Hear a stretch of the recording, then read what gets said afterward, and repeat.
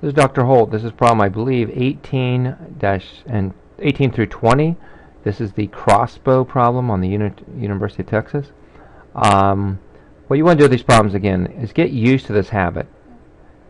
And people skip this, but it will make your life so much easier. Write down what you know, and then write down what you're looking for or what you don't know. We'll say looking. Okay, what do we know here? We know our acceleration is 136 meters per second squared. It attains a velocity, so that means our final velocity is equal to 113. Now, on this problem here, you got to think about it from a logical standpoint. When you pull up an arrow back, right before you release it, its initial velocity is going to be 0. And what we don't know time, and we don't know displacement. And we look down here, and we're looking for time. So we're looking for time here. Alright, so let's think about this. Alright, so we'll write down all our equations. We have x, and I usually do delta x is equal to vi times t plus 1/2 at squared.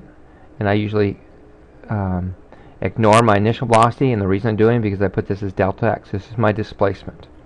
My other equation is vf is equal to vi plus a times t.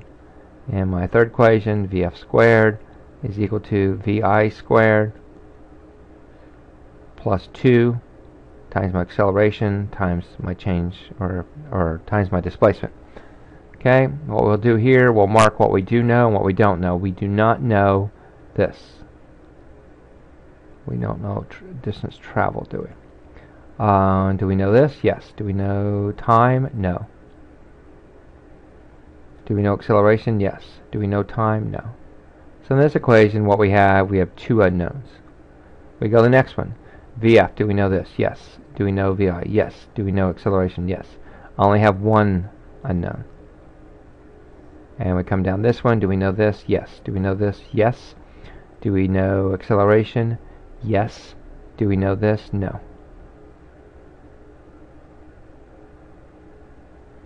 Okay, let me go back to this upper one. It looked like, I don't know if hope I didn't say t. That's supposed to be displacement. We don't know displacement. Alright, now back down to here. So how many unknowns do you have in this problem? You have 1. Alright, what you can do is, if you want to find out how far the bolt traveled, we can use one of these equations here.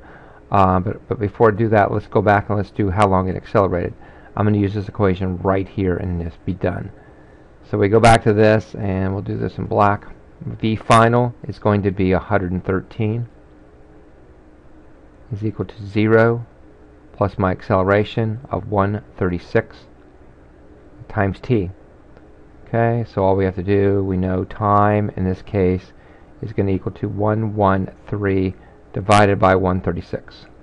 That's getting my time. Now, what speed will the bolt have obtained 4.8 seconds after leaving the crossbow?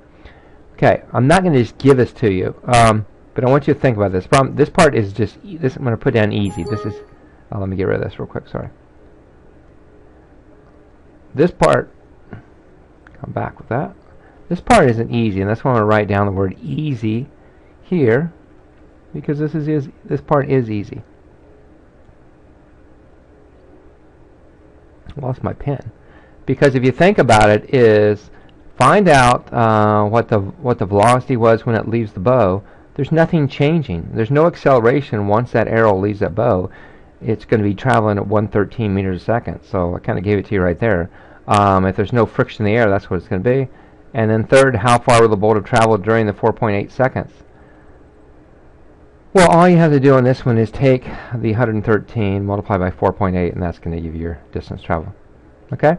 Again, this is problem 18 through 20. It's pretty easy. The first part was kind of hard. The next two are, again, both easy problems. All right, best of luck.